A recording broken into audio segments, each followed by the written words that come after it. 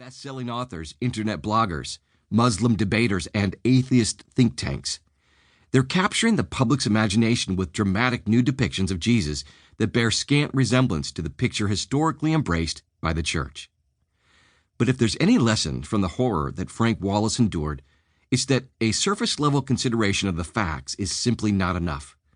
When we're dealing with a topic as important as the identity of Jesus, we need to go beyond opinion, speculation, and hype in order to find the solid ground of historical evidence. In the end, which portrait would prove to be the most accurate? Personally, I felt a sense of urgency to investigate these issues. After all, these provocative portrayals of Jesus have confused many spiritual seekers who are on a personal quest for the truth about him. And in some cases, they are even sending Christians into a tailspin of doubt, a stomach-churning experience that I have suffered firsthand. Who is the real Jesus?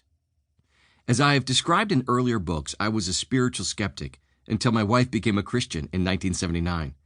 Impressed by the changes in her character and values, I decided to use my journalism and legal training to systematically investigate whether there's any credibility to Christianity, or any other faith for that matter. After nearly 2 years, I concluded that the scientific data point powerfully toward the existence of a creator and that the historical evidence for the resurrection establishes convincingly that Jesus is divine.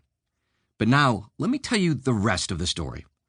As a new Christian, I volunteered at my church to respond to questions submitted by people attending the weekend services. One Sunday, I got a card from a 12-year-old girl who said she simply wanted to know more about Jesus. When I called her, she asked if my wife and I could come over for dinner with her and her dad. "Aw, isn't that cute?" I said to Leslie. "This is going to be fun." When her father opened the door, I walked in and glanced at the coffee table in the living room. Sitting there were stacks of heavyweight books. It turns out her dad was a scientist who had spent years studying articles and books attacking the traditional portrait of Jesus.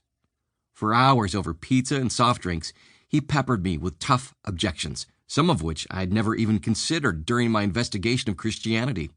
Tremors rippled through my faith. In fact, my head was starting to spin. I felt what I call spiritual vertigo, that queasy sense of dizziness and disorientation that courses through the body when someone challenges the core of your faith in a way that you cannot answer. A chill went down my spine. Maybe he's right. Maybe I didn't ask all the right questions. Maybe I swallowed this Christianity thing hook, line, and sinker without adequately checking it out. Have you ever felt spiritual vertigo? Here's my prediction. If you haven't, you probably will, and soon, because the challenges to the traditional understanding of Jesus are coming fast and furious. Did you know, for example, that the church suppressed alternative gospels that present Jesus in an entirely different light than the Bible? Or that the New Testament is so hopelessly riddled with errors that it can't be trusted? Or that Jesus failed to fulfill the messianic prophecies? Or that Jesus never really died on the cross or rose from the dead? If you're a Christian, what are you going to do when your son, daughter, neighbor, or colleague encounters one of these allegations and peppers you with questions? Or if you're a spiritual seeker, how do you know that the picture of Jesus you're encountering on the internet or hearing about from college professors is really an accurate portrayal of him? In other words, who is the real Jesus? For 2 millennia, the portrait of Christ painted by the church has been the divine Jesus, the God who became a man. That's what we celebrate at Christmas, God incarnate.